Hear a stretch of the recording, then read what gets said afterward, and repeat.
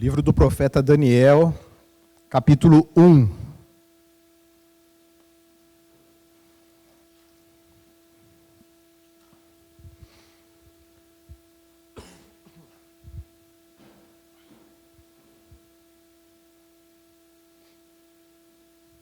Amém? Todos encontraram? Amém. No terceiro ano do reinado de Jeoaquim, rei de Judá, veio Nabucodonosor, rei da Babilônia, a Jerusalém e a sitiou. O Senhor lhe entregou nas mãos a Jeoaquim, rei de Judá, e alguns dos utensílios da casa de Deus, e a estes levou-os para a terra de Sinar, para a casa de seu Deus, e os pôs na casa do tesouro de seu Deus. Disse o rei a Aspenaz, chefe dos eunucos, que trouxesse alguns dos filhos de Israel, tanto da linhagem real como dos nobres, jovens sem nenhum defeito, de boa aparência, instruídos em toda a sabedoria, doutos em ciência, versados no conhecimento, e que fossem competentes para assistirem no palácio do rei, e lhes ensinasse a cultura e a língua dos caldeus. Determinou-lhes o rei a ração diária das finas iguarias da mesa real e do vinho que ele bebia, e que assim fossem mantidos por 3 anos, ao cabo dos quais assistiriam diante do rei. Entre eles se achavam dos filhos de Judá, Daniel, Ananias, Misael e Azarias. O chefe dos eunucos lhes pôs outros nomes, a saber, a Daniel, o de Beltesazar, a Ananias, o de Sadraque, a Misael, o de Mesaque, e a Azarias, o de Abdenego. Resolveu Daniel firmemente não contaminar-se com as finas iguarias do rei, nem com o vinho que ele bebia. Então, pediu ao chefe dos eunucos que lhe permitisse não contaminar-se. Ora, Deus concedeu a Daniel misericórdia e compreensão da parte do chefe dos eunucos. Disse o chefe dos eunucos a Daniel: tenho medo do meu senhor, o rei que determinou a vossa comida e a vossa bebida, porque pois veria ele o vosso rosto mais abatido do que dos outros jovens da vossa idade? Assim, poris em perigo a minha cabeça para com o rei. Então disse Daniel ao cozinheiro-chefe, a quem o chefe dos eunucos havia encarregado de cuidar de Daniel, Ananias, Misael e Azarias: experimenta, peço-te os teus servos 10 dias, e que se nos deem legumes a comer e água a beber. Então se veja diante de ti a nossa aparência e a dos jovens que comem das finas iguarias do rei. E segundo vires, age com os teus servos. Ele atendeu e os experimentou durante 10 dias. No fim dos 10 dias, a sua aparência era melhor, estavam eles mais robustos do que todos os jovens que comiam das finas iguarias do rei. Com isso, o cozinheiro-chefe tirou deles as finas iguarias e o vinho que deviam beber e lhes dava legumes. Ora, a estes 4 jovens, Deus deu o entendimento e a inteligência em toda a cultura e sabedoria, mas a Daniel deu inteligência de todas as visões e sonhos. Vencido o tempo determinado pelo rei para que os trouxessem, o chefe dos eunucos os trouxe à presença de Nabucodonosor. Então o rei falou com eles, e entre todos não foram achados outros como Daniel, Ananias, Misael e Azarias. Por isso passaram a assistir diante do rei.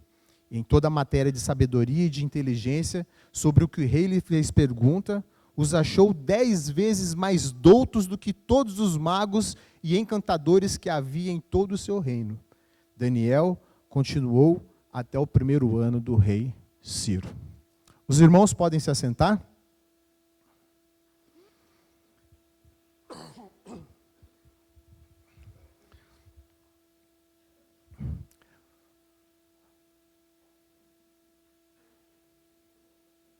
Uma das grandes dificuldades que nós passamos nos nossos dias é passarmos por situações adversas e nos depararmos com outras pessoas que de repente não seguem a Deus, não têm uma vida cristã.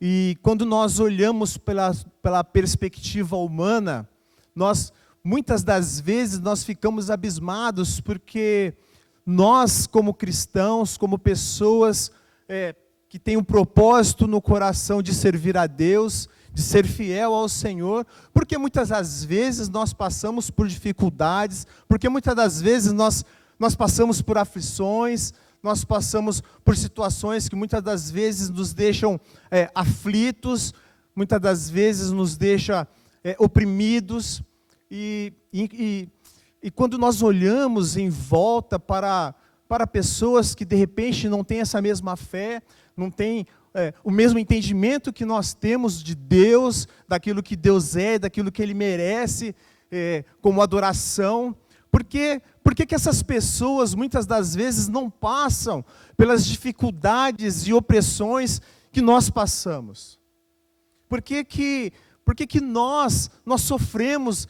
Por que nós sofremos com enfermidades dentro de casa? Por que nós sofremos com as pessoas que nós amamos, com os nossos filhos, com os nossos pais? Por que nós passamos por todas essas coisas? E muitas das vezes nós, quando olhamos ao nosso redor, pela nossa perspectiva humana, nós nos deparamos com as pessoas que não passam pelas mesmas coisas. E nós questionamos: por que, Deus? Por que isso acontece conosco? Por que isso acontece com a gente? Que temos tentado buscar o Senhor, temos tentado servir ao Senhor da melhor maneira. Por que essas coisas terríveis acontecem conosco? Quando nós olhamos para os nossos irmãos, então, que vivem em países, em condições ainda muito piores do que nós aqui, ainda temos uma certa liberdade de cultuar o Senhor, de estarmos aqui no domingo à noite como família, de abrirmos as nossas Bíblias, de lermos a palavra de Deus, de orar, de cantar ao Senhor. Mas quando nós olhamos para muitos de nossos irmãos espalhados pelo mundo, pela Ásia, pela África, os nossos irmãos da igreja perseguida, quantos relatos que nós vemos de irmãos que têm suas igrejas completamente incendiadas, completamente destruídas por pessoas que odeiam o Evangelho, por pessoas que odeiam a mensagem cristã. E quando nós olhamos para todas essas coisas, nós questionamos: por que, Deus? Por que isso acontece conosco? Por que essas dificuldades acontecem? Se você, assim como eu, meu irmão, se você já se questionou com relação a essas coisas, o livro de Daniel é um excelente livro para que nós possamos meditar nele, porque ele serve de consolo para as nossas vidas, ele serve de ensino para nós entendermos que o nosso Deus em nenhum momento perdeu o controle de toda a situação. E essa é a mensagem que eu tenho para falar com os irmãos essa noite. Calma, Deus não perdeu o controle da situação. Deus não perdeu o controle da situação. Daniel, ele escreveu esse texto, o livro como um todo, né, não somente o primeiro capítulo, mas ele escreveu esse livro para o povo de Israel que estava exilado lá na Babilônia. Né? Os irmãos se lembram, antes que esse povo voltasse, esse povo foi levado cativo lá para a Babilônia. Então, Daniel, ele escreve esse livro com o pensamento nessas pessoas. Esses homens que estão voltando agora do cativeiro, eles estão voltando para a terra prometida, eu preciso escrever um texto para ele. Este era o destinatário do livro de Daniel. Esses exilados, eles precisavam o quê? Eles precisavam ser encorajados a permanecerem fiéis a Deus, independente das circunstâncias e das dificuldades que eles estavam passando. E eles necessitavam, na verdade, ouvir de mensagens reconfortantes, que mostrassem para eles que da parte de Deus, que Deus estava no controle, que Deus ele é soberano, que Deus controla todas as coisas, que Ele não perdeu o controle, Ele não perdeu as rédeas, Ele ainda é soberano sobre todas as coisas. E esse livro, ele relata os acontecimentos da vida de Daniel e de seus amigos, num período que vai do ano 605 a.C., né? Que ele diz aqui no primeiro versículo, no ano terceiro do reinado de Jeoaquim, até o ano 536 a.C., que é o primeiro ano do rei Ciro. Então, os acontecimentos do livro de Daniel como um todo, do capítulo 1 até o capítulo 12, ele compreende essa extensão de tempo.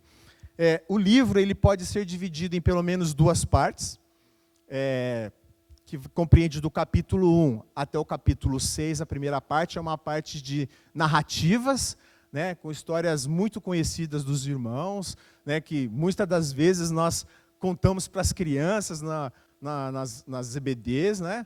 E a segunda parte, que vem do capítulo 7 até o capítulo 12, que são as visões que Daniel teve com relação às questões futuras. É que as pessoas, os teólogos, né, podemos dizer assim, eles dizem que é a parte mais apocalíptica, vamos dizer assim, do livro. Tanto que nas nossas EBDs, né, nós estamos estudando o Apocalipse. Antes do pastor entrar no livro de Apocalipse, ele usou essas visões de Daniel como uma introdução para dar base para os irmãos, para que assim nós pudéssemos entrar no livro de Apocalipse. Ok? Tradicionalmente, a igreja e os judeus ortodoxos, eles creem que este livro foi escrito realmente por Daniel no 6º século antes de Cristo. E a mensagem de Daniel, ele tinha em mente enfatizar claramente a soberania de Deus. A mensagem dele, o que ele tinha era demonstrar que Deus estava no controle e ele é capaz de salvar os seus fiéis, mesmo em situações aparentemente impossíveis.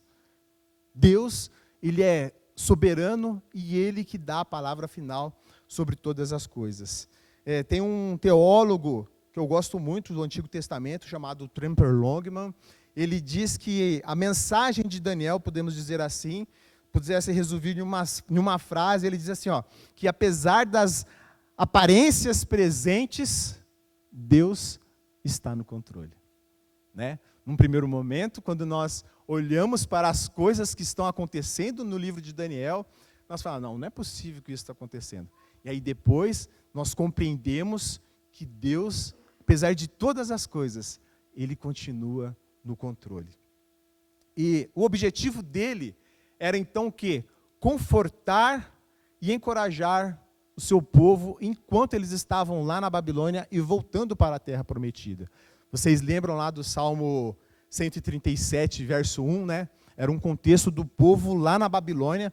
O Salmo no verso 1 ele diz assim, às margens dos rios da Babilônia, nós nos assentávamos e chorávamos, lembrando de Sião. Então, esse era o sentimento daquele povo, era um sentimento de angústia, porque eles estavam longe de sua terra, eles estavam em um outro país, eles estavam distantes, sofrendo, e eles lembravam do tempo em que eles estavam lá em Jerusalém, do tempo que eles tinham o templo lá em Jerusalém, e o sentimento que eles tinham era de dor por lembrar, poxa, nós tínhamos tudo aquilo, e hoje nós estamos aqui. Então Daniel, ele vem com esse livro para dar essa mensagem de coragem, de ânimo para os irmãos. Dizer para eles, os irmãos lá, né, no caso, dizer para eles assim, olha, não se turbem, Deus está no controle. E é isso que eu tenho a dizer para vocês, irmãos. Não se turbem, Deus não perdeu o controle. Calma, calma. Meu objetivo, então, essa noite, é nós expormos esse primeiro capítulo, né?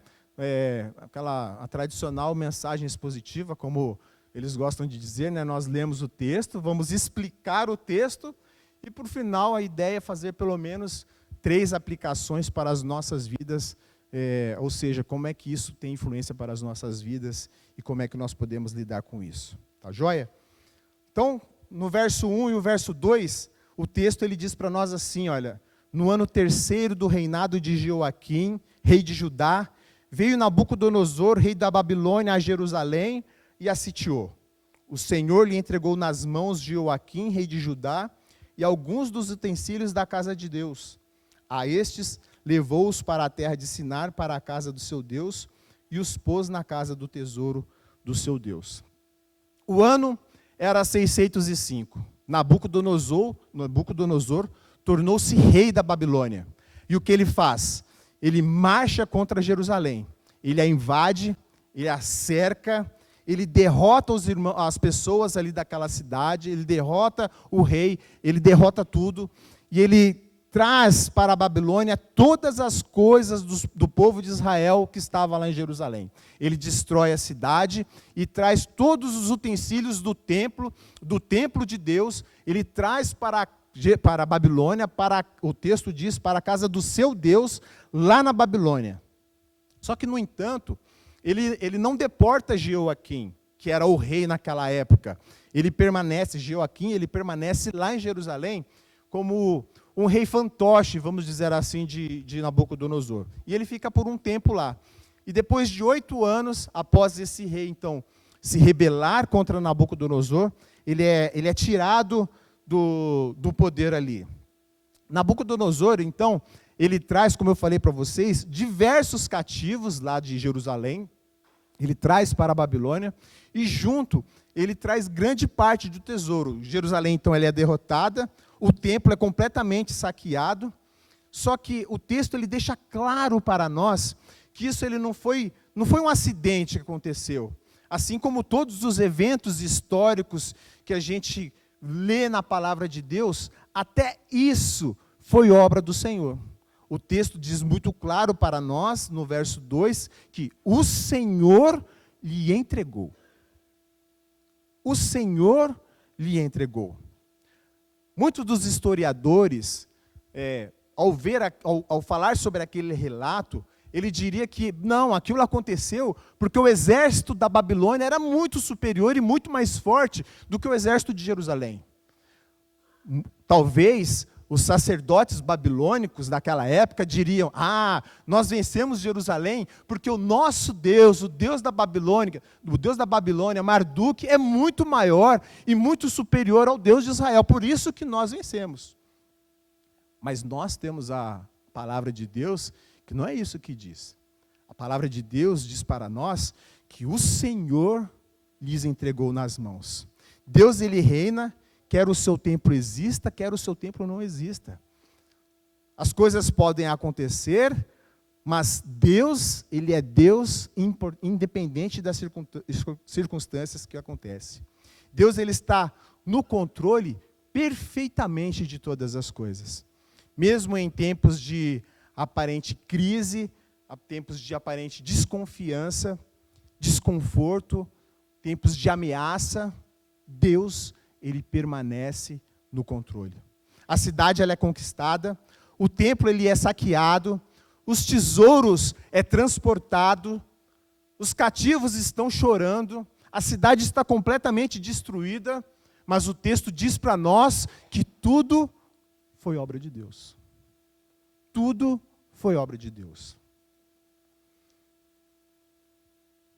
Mas talvez as pessoas pudessem dizer, mas por que o Senhor permitiu que esse desastre acontecesse com o seu próprio povo?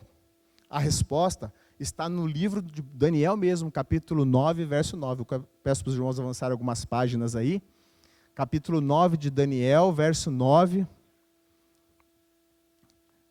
Diz assim: todo Israel transgrediu a tua lei, desviando-se para não obedecer à tua voz. Por isso a maldição e as imprecações que estão escritas na lei de Moisés, servo de Deus, se derramaram sobre nós, porque nós temos pecado contra ti. Então o motivo pelo qual eles estavam passando por todas aquelas aflições era o próprio pecado que o povo de Israel havia cometido contra o Senhor. Por quê? Porque durante muito tempo, mas muito tempo, os judeus, eles estavam confiando no templo, e não no Senhor que eles adoravam ali no templo. A ideia deles é simplesmente porque nós temos o templo do Senhor, porque nós temos o templo do Senhor dos exércitos, nada vai acontecer conosco. É impossível Deus permitir que alguma coisa aconteça no seu templo. Bom, podemos estar ali sendo destruídos, amassados, né, numa linguagem de hoje, podemos estar sendo amassados por outros povos, mas quando eles chegarem no templo, não, Deus não vai permitir, Deus vai interagir e vai nos livrar. E este era o pensamento que eles tinham, Deus não vai deixar que essas coisas aconteçam. Crendo nisso, a nação continuava em seu pecado, mas eles foram alertados em Jeremias capítulo 7, verso 3 e verso 4, diz assim: assim diz o Senhor dos exércitos, o Deus de Israel, emendai os vossos caminhos e as vossas obras, e eu vos farei habitar neste lugar. Não confiem em palavras falsas, dizendo, templo do Senhor, templo do Senhor, templo do Senhor é este daqui. A fé deles estava no templo do Senhor. A fé deles estava num local específico. A fé deles estava no lugar onde eles se reuniam para adorar o Senhor, mas não no Senhor. Eles continuavam a pecar, eles continuavam a se afastar do Senhor, e não importava o que os profetas dissessem para eles, porque a esperança deles estava no templo do Senhor e não no Senhor. Eles continuavam a pecar e pecavam de forma ininterrupta, porque eles acreditavam que não importava o modo como eles viviam, o templo os salvaria. Porém, não salvou. O templo não salvou. O templo agora estava em ruínas e um rei pagão levou todos os teus tesouros de Judá para a Babilônia, para os cofres da casa do seu Deus. Através desses acontecimentos, Deus está demonstrando para o povo de Israel que Ele não tolera o pecado. Não tolera o pecado onde quer que ele se encontre, Ele não tolera essas coisas. Com certeza, se o povo, quando alertado pelos profetas, tivessem se arrependido, tivessem se voltado para Deus, essas coisas não aconteceriam.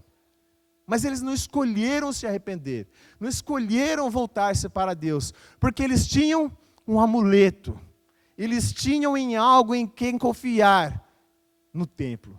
Nós temos o templo, e o templo de Salomão, nós não vemos, mas pelas ilustrações e pelos relatos que a Bíblia nos dá, nós imaginamos o quão maravilhoso deveria ser aquele templo. Eles tinham o templo em quem confiar. Mas sabe que nós não estamos muito distantes do povo de Jerusalém? Nós não estamos muito distantes do povo de Israel? Sabe por quê? Porque nós falamos, eu vou na igreja, eu tenho uma igreja, eu vou lá, eu vou todos os domingos, eu vou toda quinta-feira, eu entrego o meu dízimo, nada pode acontecer, porque eu vou na igreja. E nós colocamos a nossa esperança porque nós vamos na igreja. Algumas das pessoas vêm falar conosco, falando sobre as dificuldades que elas passam, sobre as opressões que elas sofrem, e nós falamos para ela, vai na igreja. As pessoas nos procuram querendo uma palavra de conforto, querendo algo em que se possa depositar a sua esperança, a sua fé, e nós dizemos para elas, vai para a igreja. Nós não falamos a mensagem do Evangelho. Nós, muitas das vezes, não nos apoiamos naquilo que a palavra do Senhor diz para nós. Nós simplesmente nos apoiamos, eu vou na igreja. O povo de Israel, eles tinham um templo. Mas o templo não os poupou. Porque eles estavam longe de Deus. Eles achavam porque eles tinham um templo, eles estavam perto de Deus. Mas a única maneira que nós temos de estar perto de Deus é quando nós nos arrependemos dos nossos pecados e nós cremos em Jesus Cristo como nosso Senhor e o Salvador de nossas vidas.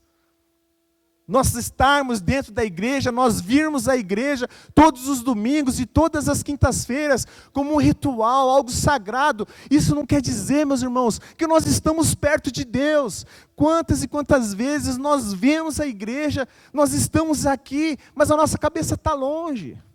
Nós estamos pensando na conta que a gente tem para pagar. A gente está pensando nas dificuldades que a gente passa. A gente está pensando nas opressões que nós sofremos. Nós vemos a igreja, mas isso não significa que nós estamos perto de Deus. A palavra de Deus diz para nós em Salmo 34:18, perto está o Senhor dos que têm um coração quebrantado e salva os de espírito oprimido.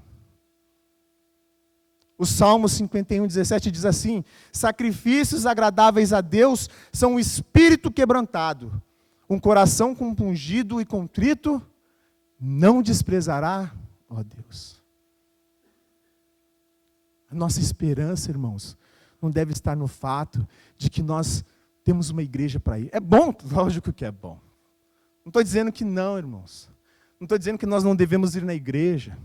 Eu não estou dizendo para vocês que você não deve abençoar a igreja, ser bênção na igreja, que você não deve contribuir, que você não deve participar, que você não deve exercer os seus dons. Não é isso. O que eu estou dizendo é que a sua esperança não deve estar no fato de você andar até a igreja, de você vir na igreja. A sua esperança deve estar no seu relacionamento com Deus. E é aí que nós pecamos. E é aí que nós erramos. Porque esse nosso relacionamento com Deus, ele requer de nós trabalho diário, constante, persistência. É difícil, irmãos. É difícil, mas precisamos nos aproximar de Deus, porque Ele é Deus. E não colocarmos a nossa esperança, mas eu vou na igreja, por que isso está acontecendo comigo? E daí?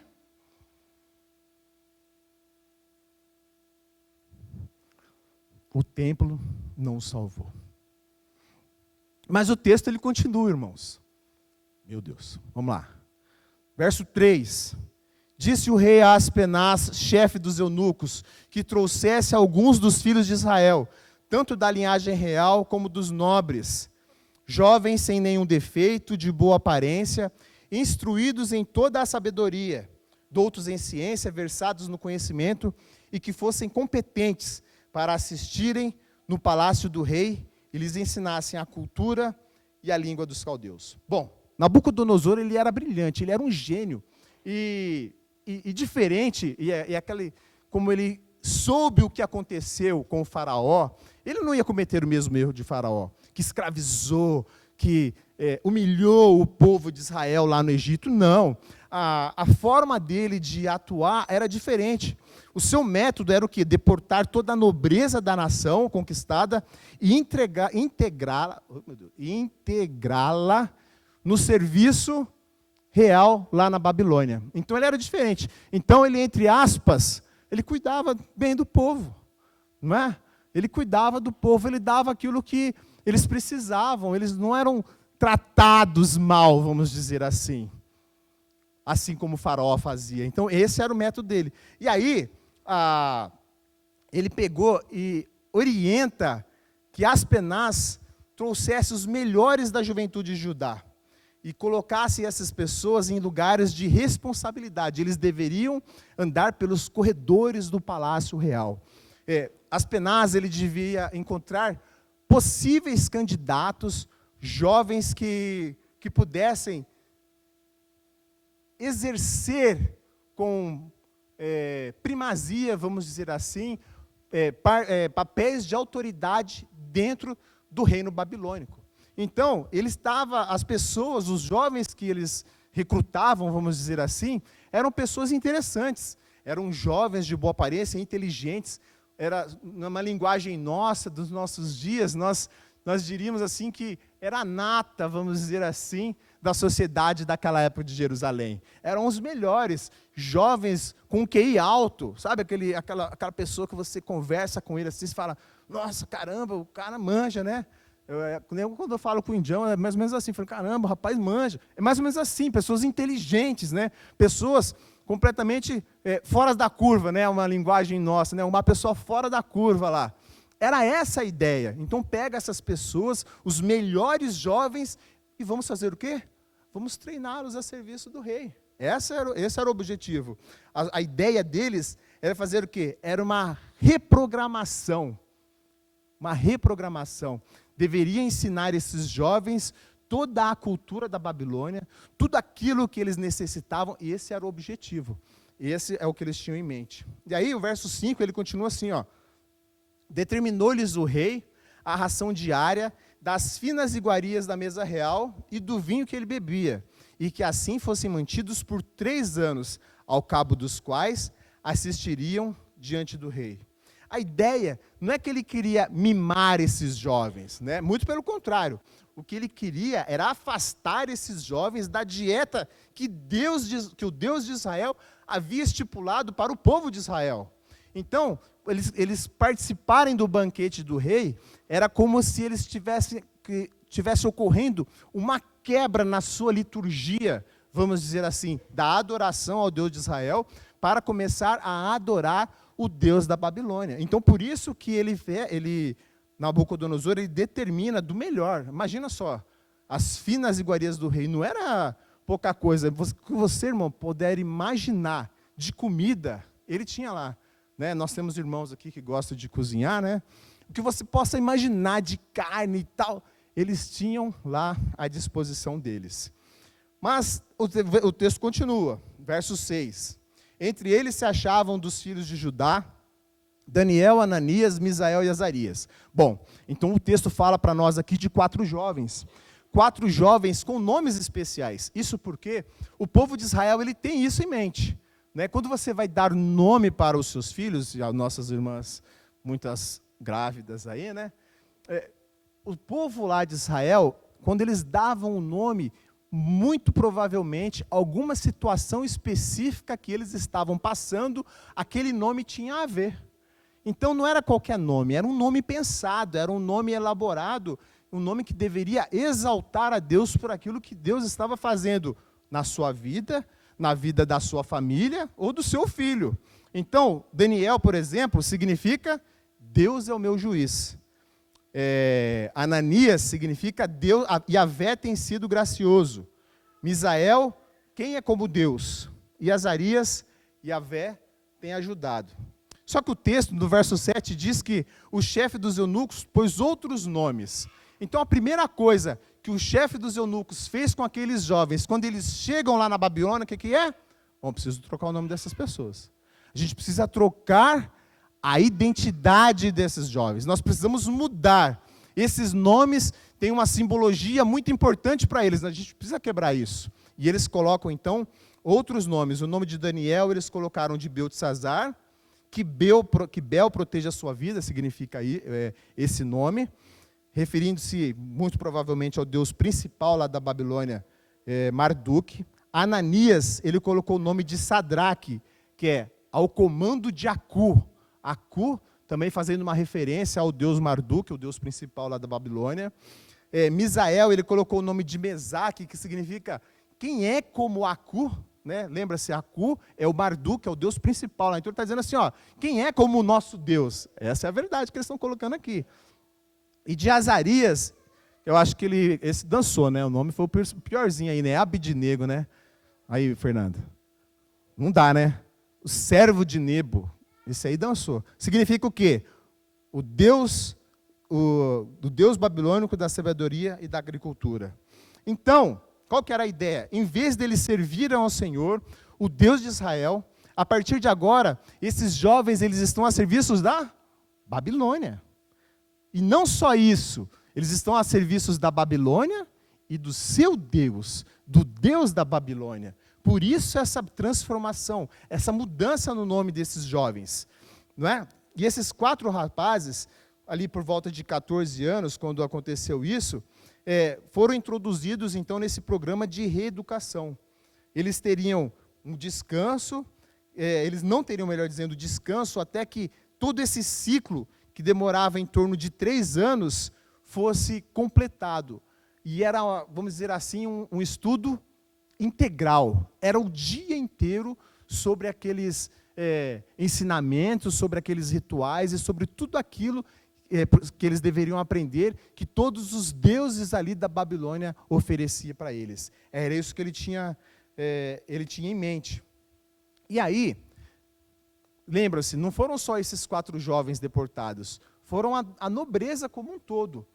E, muito provavelmente, os mais velhos, talvez, eu não sei, até os pais daqueles jovens, ao verem os seus filhos inseridos ali no Palácio Real, pudessem ter pensado, né? Puxa, até que não foi tão ruim com eles, né? Eles estão lá no meio do rei, eles estão lá servindo entre o rei, comendo do bom e do melhor. Poxa, Deus pelo menos foi gracioso com eles, né? Deus, ele está dando, eles vão ter um futuro, né? Assim que nós pensaríamos sobre os nossos filhos, eles serão alguém lá na Babilônia, né? Eles estarão desfilando nos corredores do palácio. Talvez eles pudessem interpretar, não sei, aqui é uma inferência minha, mas muitas das vezes eles poderiam ter pensado isso. Verdade, eles poderiam ser alguém, mas com o risco de perderem a sua identidade. Eles poderiam ser alguém, mas com o risco de eles não serem aquilo que eles deveriam ser como servos de Deus, do Senhor de Israel. Mas o mesmo acontece com a gente hoje.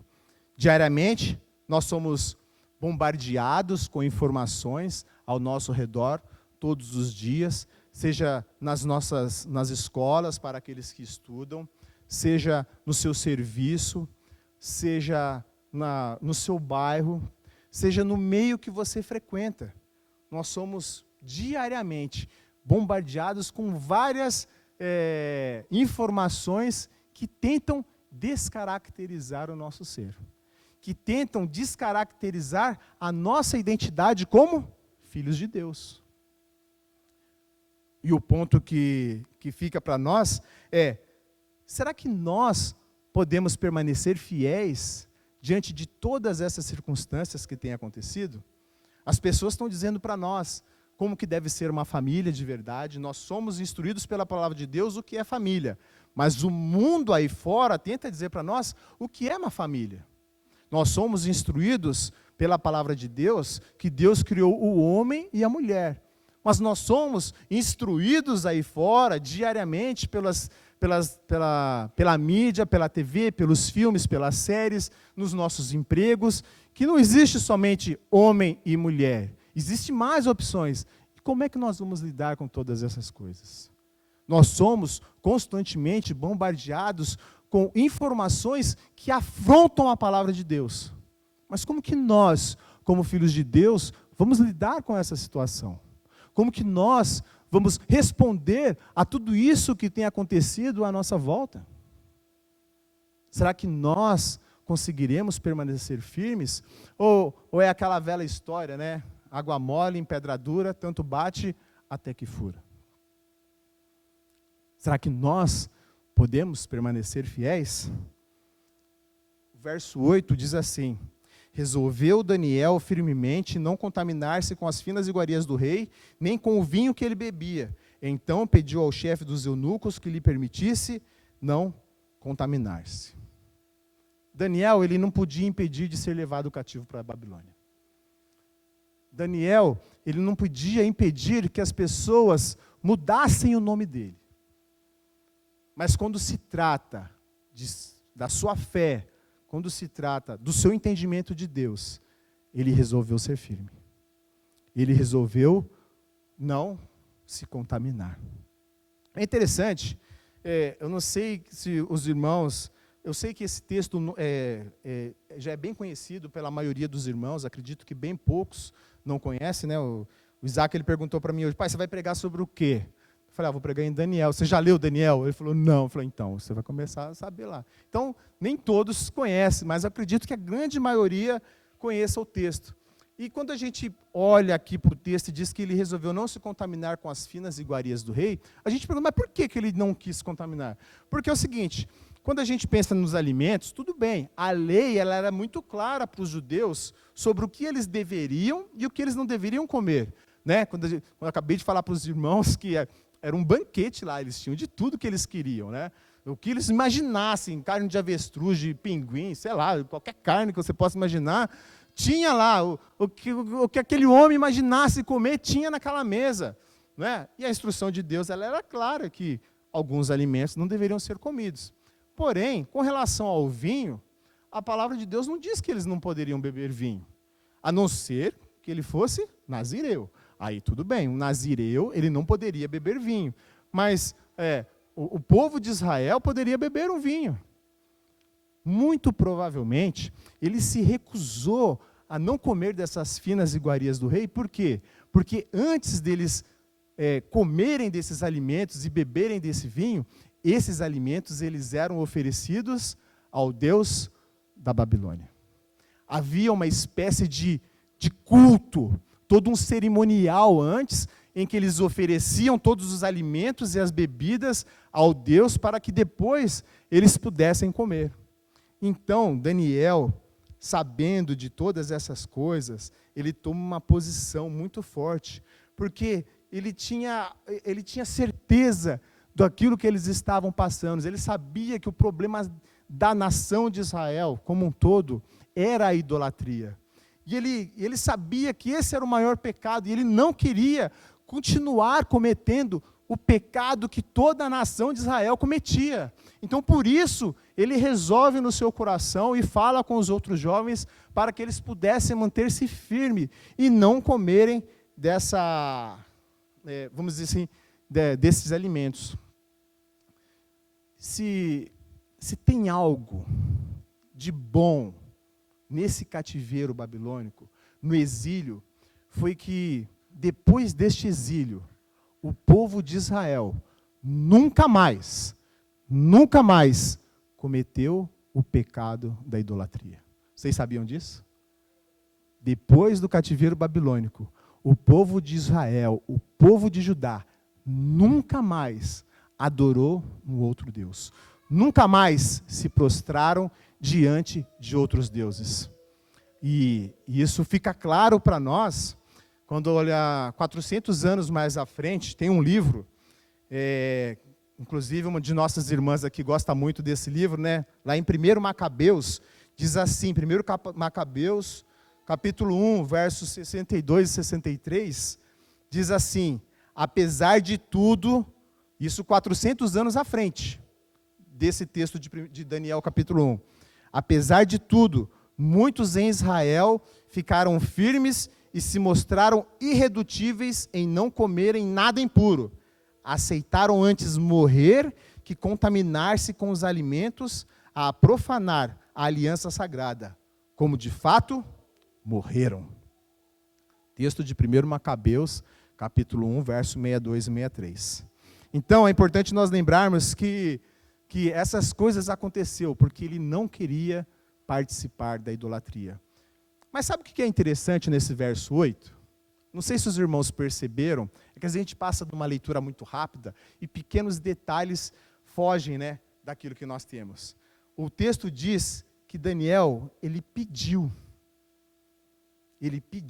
ao chefe dos eunucos para que ele permitisse eles não contaminarem-se. Daniel, ele não chegou lá diante do cara e falou assim: o negócio é o seguinte, eu sou de Israel, eu sou judeu, eu sirvo ao Deus Jeová, o Deus soberano, o Deus que criou todas as coisas, vocês são tudo pagãos, e eu não quero saber de comer isso daí. Foi assim que Daniel fez? Não foi assim. O texto diz que ele tinha um propósito, ele tinha uma convicção, e o verso 8 diz que ele pediu para o chefe, para que ele não pudesse se contaminar. Às vezes, nós queremos colocar a nossa posição, às vezes nós queremos colocar a nossa condição de cristãos, de crentes, de conhecedores da palavra de Deus, de forma rude, arrogante. Nós não sabemos colocar, às vezes nós estamos certos na nossa convicção, na nossa opinião, mas nós não sabemos colocar.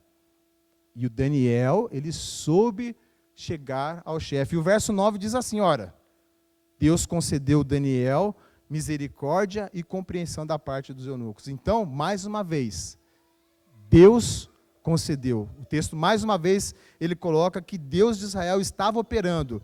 Deus de Israel, ele estava lá. O mesmo Deus que entregou o rei na mão de Nabucodonosor, agora esse Deus, ele concede a Daniel o favor de Aspenaz, o chefe dos eunucos. Aquele mesmo Deus que operava lá, também pôde operar na distante Babilônica. E ele permitiu que recebesse misericórdia e compreensão do chefe dos eunucos. Aí, ele diz, verso 10, disse o chefe dos eunucos a Daniel, eu tenho medo do meu senhor.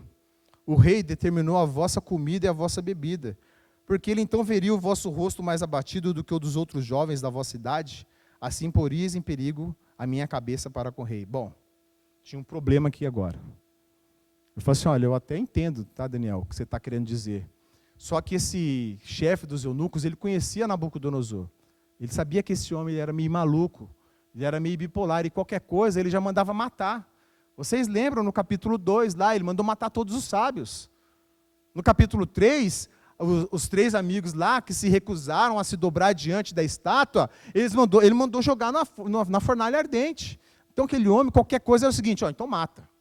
Agora imagine, bom, ele deu uma ordem e o cara que era o chefe, ele não cumpre essa ordem. Ó, acabou, morreu. Então, ele entendia a condição, mas ele não estava disposto a perder a sua vida, vamos dizer assim. Só que aí, os versos 11, 12, 13 e 14, ele diz para nós, então Daniel disse ao cozinheiro-chefe. A impressão que dá, né, é uma divergência, vamos dizer assim, parece até que ele passou por cima de Aspenaz, mas não, né?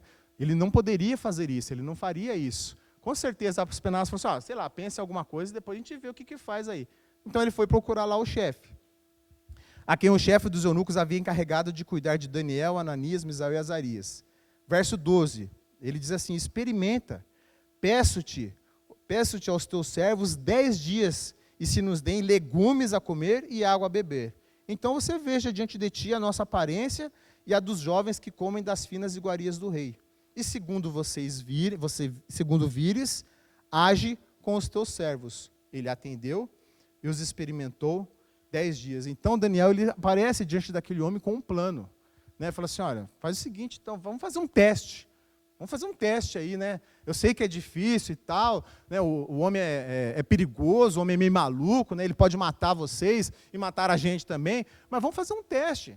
10 dias, vamos cá entre nós, para um programa, né? Para uma faculdade de 3 anos, que era uma faculdade lá, né? Uma faculdade de 3 anos, 10 dias não vai matar ninguém, não é verdade? E até 10 dias também, eu não sei se é muito tempo para dar alguma mudança assim na aparência das pessoas, né? Eu não sei dizer. Mas ele tinha esse plano, vamos fazer isso aí, vamos fazer esse teste, experimenta 10 dias. E é interessante que o texto ele repete para nós 3 vezes essa expressão 10 dias. Ele fala para nós aqui no verso 15, e no fim dos 10 dias, a sua aparência era melhor e estavam eles mais robustos do que todos os jovens que comiam das finas iguarias do rei. Com isso, o cozinheiro-chefe tirou deles das finas iguarias e o vinho que eles deveriam beber e lhes dava legumes. Rapaz, estranhamente, porque, as pessoas têm mais facilidade de entender, se você comer legumes e água, o que vai acontecer com a gente? Vai emagrecer, né? Você não quer engordar, você não quer, né, os irmãos da academia aí, que gostam de tomar um negócio diferente, você não vai comer cenoura, pepino e chuchu, não é verdade? Você vai tomar massa, vai comer picanha, gordura e tal, né? Assim, frango com batata, né? Entre aspas aí. É isso que você vai fazer para você ficar com uma aparência boa. Você não vai comer cenoura e beber água. Não é, irmão Samuel? Não é isso. Mas estranhamente, coincidentemente, ó aspas, né? Coincidentemente, o texto diz que a aparência deles era melhor. Passou 10 dias, eles estavam melhor do que todos os outros. E então o homem pegou e falou assim, não, então vamos fazer isso, vamos tirar e vamos fazer como você está dizendo aqui. Como que é possível que eles ficassem mais nutridos e melhores alimentados somente comendo legumes e bebendo água? Claro, a gente sabe o que aconteceu, porque nós sabemos que Deus, Ele trabalha em toda a história humana. O mesmo Deus que entregou Judá nas mãos do rei Nabucodonosor, o mesmo Deus que concedeu misericórdia diante de Aspenaz, é o mesmo Deus que agora operou um milagre em 10 dias e fez com que aqueles jovens ficassem melhores aparentes, mais nutridos do que todos os outros jovens. Irmãos, se você está anotando, anota essa frase agora. Ninguém perde coisa alguma quando se recusa a comprometer a sua fé. Ninguém perde coisa alguma quando se recusa a comprometer a sua fé. Daniel e seus amigos, eles não tiveram que se contaminar durante os 3 anos. Eles continuaram naquela dieta de vegetais e água. Porém, eles sempre souberam que a sua aparência física não era devido ao alimento que eles comiam, mas era devido à boa mão de Deus sobre a vida deles ali. O que ele está querendo dizer para nós? Vale a pena nós confiarmos em Deus. Vale a pena nós descansarmos em Deus, nós dependermos em Deus. Se Daniel não permanecesse fiel em algo tão pequeno, vamos dizer assim, como é que ele permaneceria fiel quando lá diante da cova dos leões? Se aqueles 3 jovens não permanecessem fiéis a Deus diante de algo tão pequeno como é eles comerem aqui, como é que eles permaneceriam fiéis quando eles foram defrontados diante da estátua lá, que se eles não adorassem, eles seriam jogados dentro da fornalha ardente? Porque até então, ninguém falou que eles iriam mortos, só falou, você tem que dar de comer. O chefe dos eunucos que diz assim, puxa, eu posso morrer. Eles foram fiéis em pequenas coisas, e por serem fiéis naquilo que é aparentemente pequeno, eles tiveram a capacidade de serem fiéis a Deus em algo maior. É a mesma coisa conosco, irmãos. Nós vamos dando brechas em nossas vidas para pequenas coisas. Nós vamos tolerando em nossas vidas pequenos detalhes, pequenos pecados, pecados esses que nós vamos nos acostumando. E quando nós vemos, nós já temos uma vida completamente devastada pelo pecado, um coração completamente perdido. Porque nós vamos dando espaço, nós vamos dando brechas para pequenas coisas. Mas vale a pena nós confiarmos em Deus em todos os momentos, até nas pequenas coisas. Até nas pequenas coisas. Podemos também ser fiéis a Deus. Verso 17, e para o final ele diz assim, ora, a estes 4 jovens, Deus deu o conhecimento e a inteligência em toda a cultura e sabedoria. Mas a Daniel deu a inteligência de todas as visões e sonhos. Mais uma vez, o verso 17 diz, Deus deu. O autor, ele faz questão de mostrar para nós que em todo momento Deus está agindo. Todo momento Deus está por trás. Todo momento Deus está controlando. Deus nunca perdeu o controle. Verso 18, 19 e para o final diz assim, vencido o tempo determinado pelo rei, para que os trouxessem, o chefe dos eunucos os trouxe à presença de Nabucodonosor. Então o rei falou com eles, e entre todos não foram achados outros como Daniel, Ananias, Misael e Azarias. E por isso passaram a assistir diante do rei. E em toda a matéria de sabedoria e de inteligência, sobre o que o rei lhes fez perguntas, os achou 10 vezes mais doutos do que todos os magos e encantadores que havia em todo o seu reino. E Daniel continuou até o 1º ano do rei Ciro. Passados 3 anos, eles se compareceram perante o rei. O rei os examinou. Eles foram lá, né? A prova oral, a prova final, momento da passagem. O texto diz que esses jovens, depois de 3 anos, eles apareceram muito mais inteligentes, muito mais sábios do que todos os outros jovens. E o pior, o texto ele faz questão de frisar para nós no verso 20. E eles eram 10 vezes mais doutos do que todos os magos e encantadores que já existiam lá na Babilônia. Muito provavelmente, Nabucodonosor, ele ficou satisfeito. Deve ter pensado, o meu sistema educacional aqui, ele é 10. Não tem como o meu. Olha só esses jovens. Só que nós sabemos quem estava agindo em toda essa história. Nós sabemos, foi Deus que entregou, Deus concedeu misericórdia, Deus deu sabedoria. Deus sempre esteve no controle. Deus sempre esteve no controle. Calma. Calma, meu irmão. Você está aflito? Calma.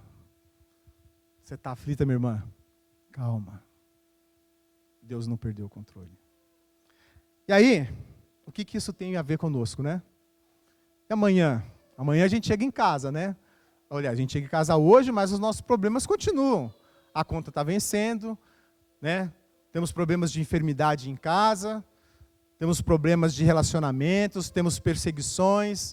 O que esse texto tem a ver para as nossas vidas? Como que nós podemos aplicar nas nossas vidas? Em primeiro lugar, vocês já estão cansados de saber, Deus está no controle e governa todas as coisas. E nada está fora do seu alcance.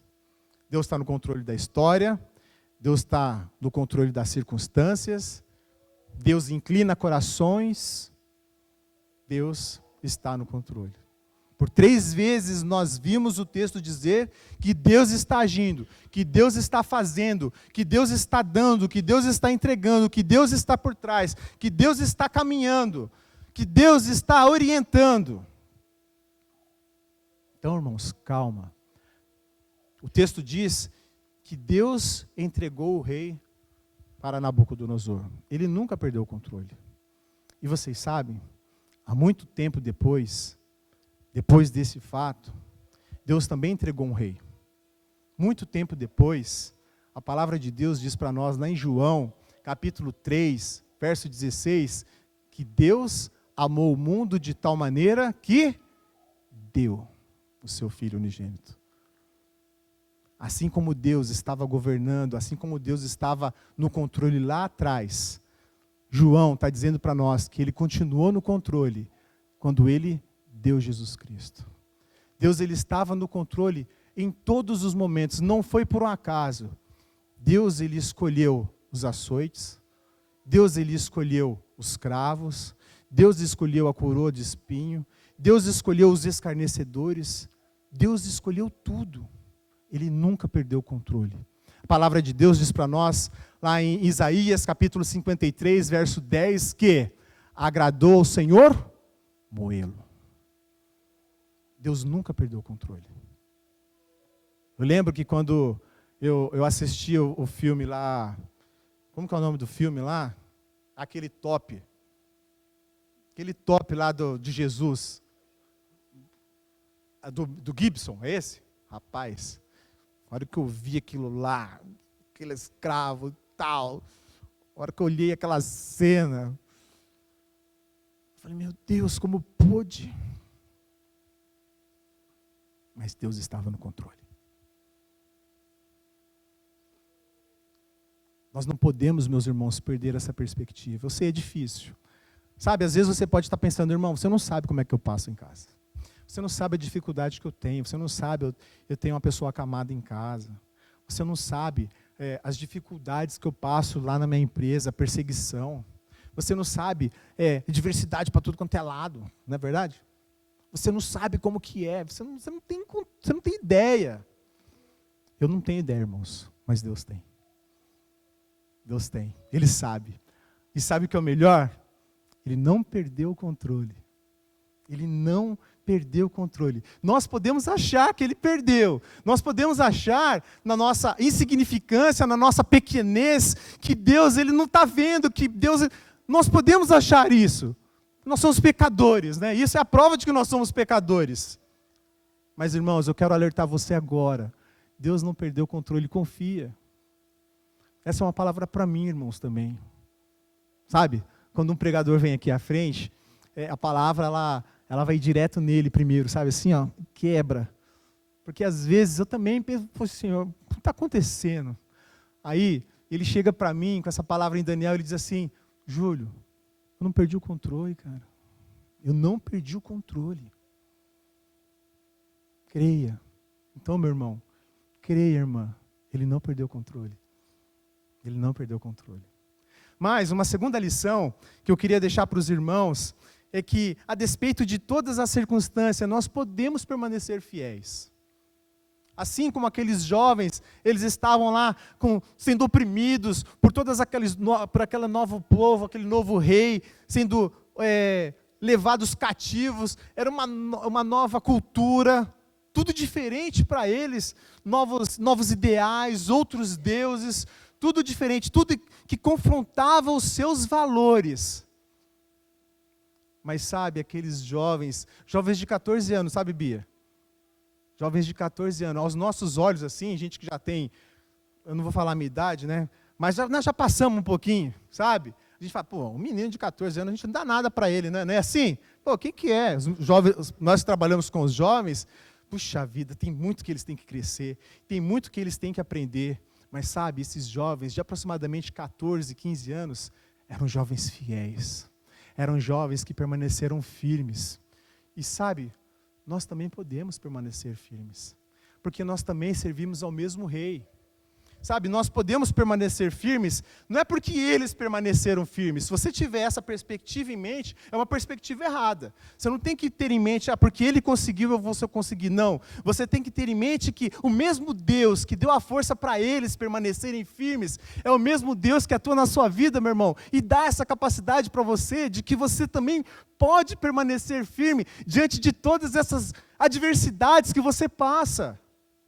Porque o mesmo Deus que operava na vida deles, é o mesmo Deus que opera nas nossas vidas hoje. Então, nós temos a capacidade, meu irmão, de permanecer firmes. Né? Nós fomos surpreendidos aí com a abertura das Olimpíadas, não é verdade? O mundo tem tentado impor goela down. Goela down é a força, né? Eles têm tentado colocar de todas as formas, a forma de pensar, a cultura deles, em nossas vidas. Mas nós podemos permanecer firmes, entendeu, Julinha? A gente pode permanecer firme. A gente pode. O mesmo Deus que operava na vida deles lá, é o mesmo que opera em nossas vidas hoje. E por último, mas não menos importante, para nós encerrarmos,